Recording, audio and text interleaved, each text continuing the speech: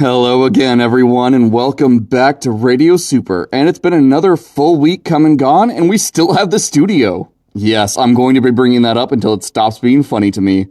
It's January 20th, and boy, it's been a busy week. But first, let's talk housekeeping. My assistant, Brooke, has been doing wonderful at her job, and has pointed out that last week I voiced a minor error. The Hero Exchange program isn't just between Canada and the NUSA. No, also included are the Hawaiian Islands and Mexico. With these four powers exchanging heroes, you can expect an uptick in great and efficient new tactics. Thank you for that, Brooke. You're already earning that paycheck in spades. I think I'll bring you a nice preserved meat basket next time. Nothing with garlic? Oh, you're actually a vampire, gotcha. But seriously, I'll keep that in mind so I don't end up making you uncomfortable. Oh, you'll actually die? Oh, wait, really? Like, for reals? Oh, okay. I'm nixing garlic from the workplace. Done. Anything else I need to be aware of? You love dogs? Alright, I'll keep that in mind. That's fair. I'll make sure that when we do our sock giveaway in May, I have a special thing for you. Also, like I said last show, we finally have the date for the talent show, which will be February 16th at 3 p.m. The city is apparently subsidizing any business who will be affected by their workers participating in this event, so that's cool. If you or your employees are going to be signing up, make sure you take a card to talk with the mayoral office. Mayor Naomi and her secretaries will happily take your calls to work out all the kinks. With that all out of the way, let's get on to the capers of the week. Another jewelry store was broken into by local villain Shadowboxer, but nothing was taken. Ensign Higgins and local private hero Carpe were working together with the shop owner to double-check the stock of the shop, but after several hours of work, indeed nothing had been stolen. Shadowboxer is clearly seen on the CCTV footage, and apparently shown unlocking the door, walking in, looking around at everything, checking some documents inside of cabinets and drawers, and then just leaving. Carpe gave the statement to our very own Patricia on the street, which was, she seemed to be very interested in some specific paperwork that had to do with the tracking of sales of various goods that passed through the jewelry store. Aside from that, we have no more info to share. So, maybe, just maybe, Shadowboxer heard my show last week and has decided to change into a vigilante instead of a villain. Maybe. I can hope. But seriously, whatever Shadowboxer's up to, I hope no one gets hurt. May our heroes knock some sense into her dense skull. Our second story today comes from the Midwest by way of the Lakeside Heroes, the team based out of Chicago. They had to deal with an unfortunate invasion by the Axolotls, that small group of barbarian salamanders that attack randomly around the world near special bodies of water? Granted, they're no not special bodies of water, but they seem to gravitate towards ones with A, close populated areas, and B, areas that normally don't get above 80 degrees in temp. Thankfully, Major Umbral Choir, a super with Umbramancy, performed valiantly to keep the civilians in the area safe from the slimy but muscular raiders, creating bubbles of shadow to drag the innocents to safety. The axolotls had began attacking the dockyard, trying to drag barrels of fish into the lake, when, thankfully, Lieutenant Flate was able to arrive. For those who don't know, Flate is a thermokinetic, able to adjust the intensity of energies in areas at will. Witnesses state that he dropped off the chopper into a crane, then focused, turning the air around the barbarians into a veritable tornado of heat. This caused them to dry out, their skin cracking as the moisture was ripped from them, as temperatures reportedly reached 140 degrees. Eventually, this temperature increase began to drop them in droves, and those who were on the fringes began fleeing back into the water. And, unfortunately, like every other time they've attacked, they completely vanished after submerging beneath the surface. The bodies of the fallen, also like always, were picked up by the Research Institute for the Definition of Reality, or RIDE.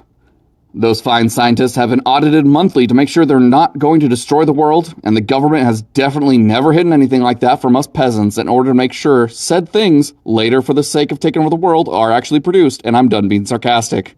Leading scientist at RIDE, Dr. Sahi, has given a statement of, "These corpses are invaluable when it comes to discovering new facets of our reality. In fact, we believe that the axolotls are actually redacted.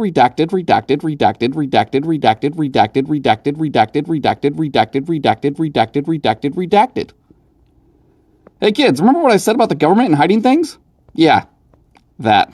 Here's hoping that whatever they do discover from the axolotl bodies, they actually use for the good of us all instead of the good of the, lobbyists. Moving on to our third story today, we have a letter sent to us from a young Gregory Smalls of our very own Astral City at J. Coddles Elementary, which was so named by popular vote. Gregory writes, "Hello, Mr. Hill and Super Radio and Mom and my friends. I asked my dad for help to write this so I can tell you about the hero I saw today. She was a beautiful lady who helped save me and my dad at the store today from a group of bad guys who could throw ice. She stepped up and started talking to them, and while she did, they got tired. They sat down and closed their eyes, and then the police showed up and took them away. The lady was gone before the police arrived, and I think she was a secret hero, and that's so cool because she saved me, so thank you, lady." Well, young Gregory seemed to have witnessed a vigilante on the move, though she seemed very pacifistic, which honestly is the best kind of vigilante. Whoever this unknown person is, from me here at Radio Super, thank you for acting quickly and safely for those around you. You did great, and please keep it up. If you ever need a recommendation for a hero team, please come to the station. We'll happily get you in touch with them. If I may digress for a moment, vigilantes, please lend me your ears. It's no secret how I feel about you all and what you do. Don't get me wrong, I know what you're all doing is what you think is best. And for reasons I also fully understand, you don't exactly trust the man. But please join a hero team. There is so much that you can learn from their rigorous routines and discipline that it'll make you all better heroes in the long run.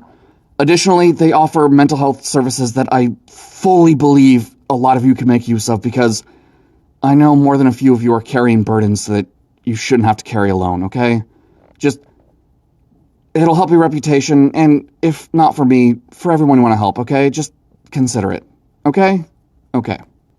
Fourth on the list today comes from Mars, where the colony, formerly known as Australia, has taken up residency about 30 years ago when their Prime Minister, Matthew Rice, developed a suite of powers that let him lift the whole of the continent off the planet and into space, where they eventually landed on Mars. I know we don't hear from them often, and it's usually some sort of condescension, but apparently this time it's good news, as the transmission, sent over a general channel, was essentially an update on how they have successfully terraformed the entirety of the planet, making it fully inhabitable.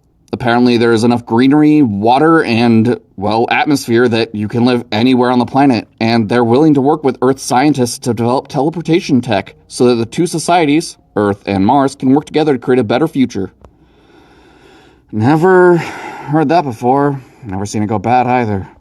Sorry, no, I'm not going to go into it, because I'll just end up more depressed than I should be, and we're just going to leave it at, I really genuinely hope that we can all come together to make reality a better place for everyone. So, on to another story.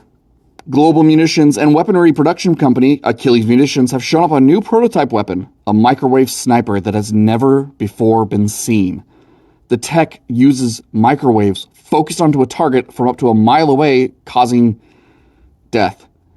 It's terrifying, honestly. It's probably very effective, very dangerous, and man, just imagine if a villain with invisibility got a hold of it. Just please tell me it's under lock and key and bombs. Like, just so many bombs. And I don't know, a disapproving Mexican grandma with super strength and a lead chancla. Like, that's the only way I would feel safe with this thing existing at all.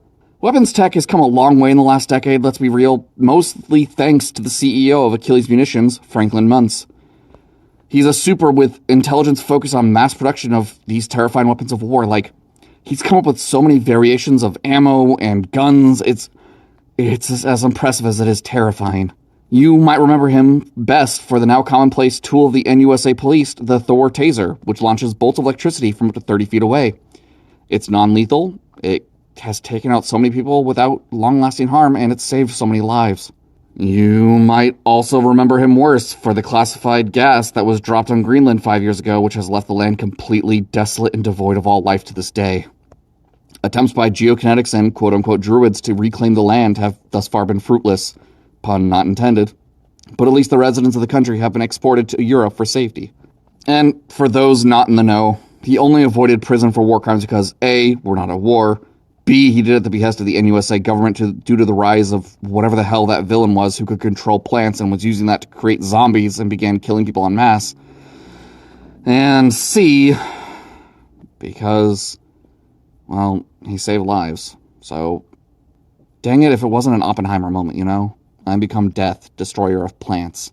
As you can tell, I'm not a fan. I get it why it has to be done, but yeah. Here's hoping that soon such things won't be needed ever again. In brighter news, the Astro City Planetarium will be hosting an event titled The Rocks That Shape the Stars. Lieutenant Luth of the Lakeside Heroes will be visiting, using their abilities of luxokinesis to create a light show that will tell the tale of creation of our universe from the scientific end, through Luth's holograms. Luth, a former astrophysicist from St. Paul, Minnesota, is going to be doing this show across the NUSA and is in talks to do more across the world in other countries. Tickets are starting at $5 per person, and there will be fresh fruits and veggies as snacks provided by local super Hilde Hassan, a chlorokinetic who's been helping provide fresh foodstuffs to the impoverished in the city and across the country. She's a real treat and one wonderful human I've had an immense pleasure of knowing personally. Please, if you can, help support the event, either by going yourself or by sponsoring someone you know. And that's all for today, folks. Thank you all for lending me your ears for the day. I hope you all enjoyed listening to me as much as I enjoyed talking to you. Have a wonderful day, be amazing to each other, and don't forget to leave a lime rind under your toilet seat. This is Philip Hill with Radio Super, over and out. I spat the blood from my mouth, shook my head clear of the ringing that had been... What was I doing? Right, I got punched. Move! Okay, stand up, look around. The street's in disarray, but the civilians are getting out. The troubadour summoned another damn monstrosity. What is that, a phoenix? No! Everybody run! It's a thunderbird! No. Wait, what was I doing? Oh, right, we drove it off. I fought back. We got rid of it, it moved. Screams coming from this town hall. I need to go now! Wait, who's that? Is that right? Who are you? Stand down! If you're not here to help, if you're not here to fight against the Legion, you might as well die where you stand. Take this! Ah! Wait, no! I didn't mean to. You weren't supposed to be there. Why were you here? This is for supers only. You're just a person. Why?